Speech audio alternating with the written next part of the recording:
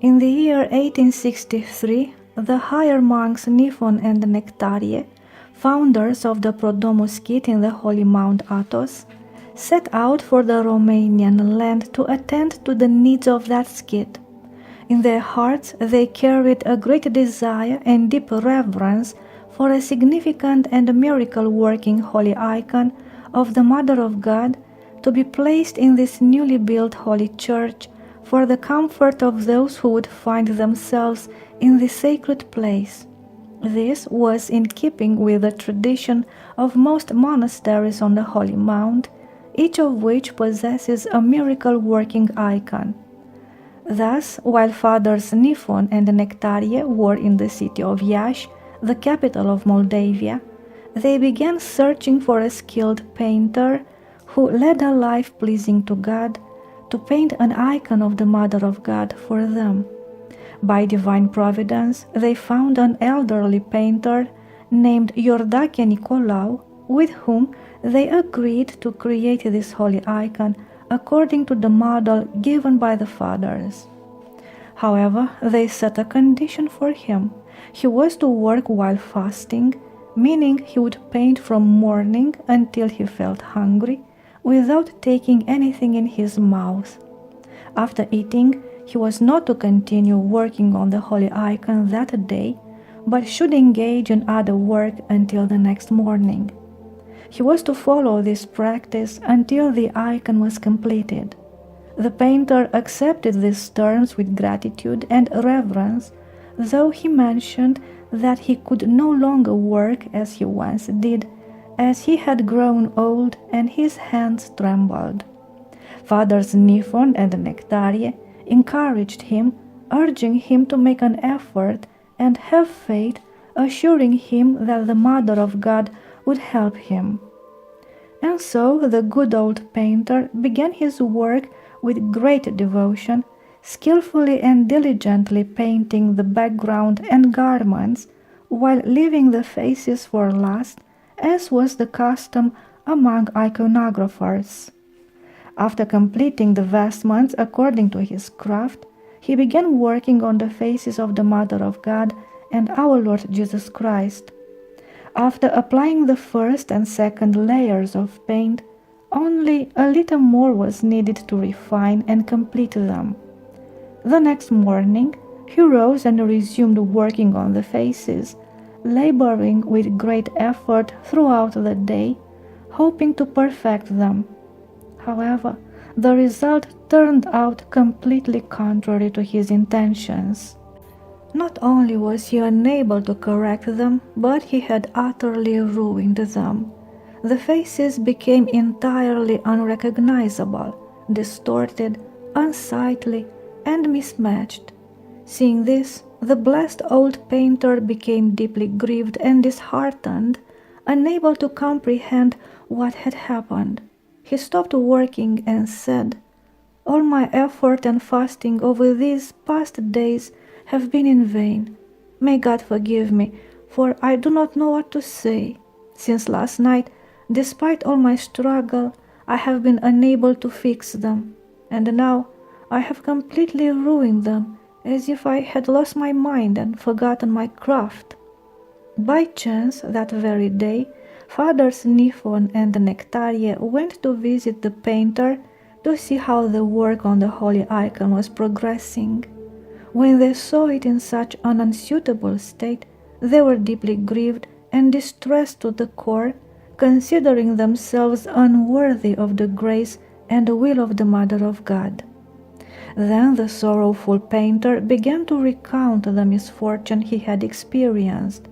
Upon hearing this, the fathers became even more saddened and troubled, saying that the Mother of God did not wish to fulfill their desire and devotion. However, they did not lose all hope, but instead entrusted the matter to the will of the Mother of God. They also tried to console the disheartened painter as best they could, telling him not to lose courage but to continue and complete the icon as best as he could. They assured him that they would take it regardless of how it turned out, and that they would fully pay him for his labor as they had initially agreed. At that time, High Monk Gregory of Esphigemonu, a Greek monk from the Synodia of Bishop Nilos of Pentapolis, happened to be there with the fathers. When he also saw the icon in such a state, he said to Fathers Niphon and Nectarie, "It is a shame for the expenses you are making, reverend fathers. I urge you not to take such an icon to the holy mountain, for there are plenty of much better painters there who can truly create an icon properly according to your wishes." The fathers replied that perhaps they would donate it to a poorer church in the country. Then the fathers left and returned to their skit, while the old painter covered the icon with a clean cloth. Locking the door of the room where he worked, he remained deeply troubled, eating nothing that day. Instead, he spent his time praying and bowing in reverence until he was exhausted, and so he went to sleep as evening fell. The next morning he woke up early, took the key, and unlocked the door of the room where he had been working. He began preparing the necessary materials for painting, filled with great devotion and eagerness to resume his work. Before starting, he made several prostrations, bowing and praying to the Mother of God to enlighten his mind and help him so that he would not struggle as he had the day before. And so, as he approached the icon to begin working, he lifted the cloth from its face. Oh, the wonders of the Mother of God! He saw with his own eyes that the holy faces had been miraculously corrected, perfected, and completed on their own by divine intervention. They were now filled with divine grace and radiance, just as this very icon of the most pure Mother of God appears even today.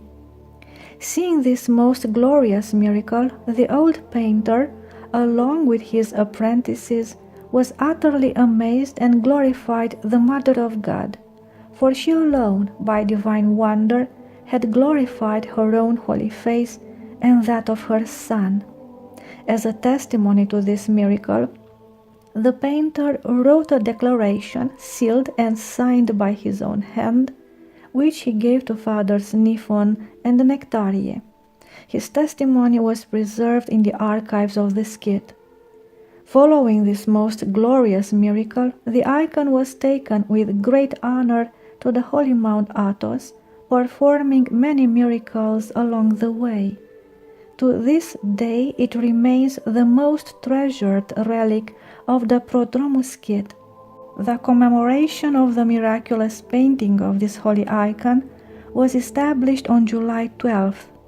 In the holy Mount Athos, the unrevised Julian calendar is observed, according to which the feast of the Prodromica icon of the Mother of God is celebrated on July 25th. Over time, several copies of the icon have been made, some of which remain in the Holy Mountain, while others have been sent to Romania. The icon measures 100 by 70 centimeters.